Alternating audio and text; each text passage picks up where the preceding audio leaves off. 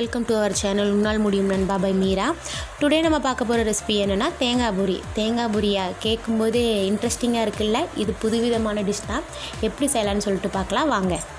தேங்காய் பூரி செய்யறதுக்கு ஃபஸ்ட்டு புழுங்கல் அரிசி இருக்குல்ல, ரேஷன் கடையில் போடுவாங்கள்ல புழுங்கல் அரிசி, அந்த அரிசி வச்சு தான் இன்றைக்கி நான் தேங்காய் பூரியை செய்ய போகிறேன். உங்கள்கிட்ட புழுங்கல் அரிசி இல்லை அப்படின்னு சொன்னீங்கன்னா வீட்டு அரிசி வச்சு கூட செஞ்சுக்கலாம். நான் புழுங்கல் அரிசி ஊற வச்சுட்டேன். ஊற வச்சு ஒரு 4 மணி நேரம் ஆச்சு. பாருங்கள் எப்படி ஊறி இருக்குன்னு சொல்லிட்டு நல்லா ஊறணும்.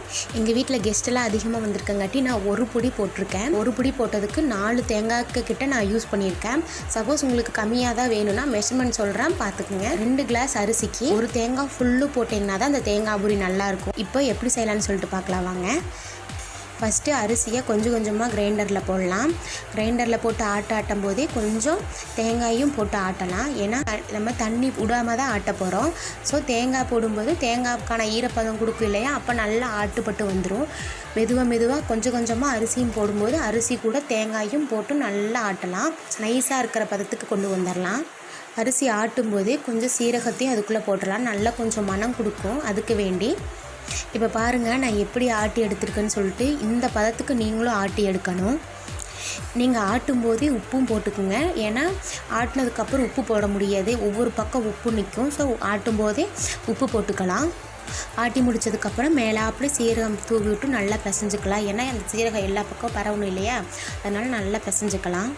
இப்போ ஒரு ஒயிட் கலர் கிளாத் எடுத்து வச்சுட்டு தட்டுறக்கு ரெடி பண்ணிக்கலாம். சின்ன சின்ன உருண்டையாக பிடிச்சி தட்டிக்கலாம். ஃபஸ்ட்டு அதுக்கு முன்னாடியே அடுப்பில் எண்ணெய் காய வச்சு நல்லா ரெடியாக வச்சுக்கலாம். நல்லா எண்ணெய் காஞ்சிருக்கணும். அப்படியே மெதுவாக எடுத்து எண்ணெய்க்குள்ளே போட்டுடலாம்.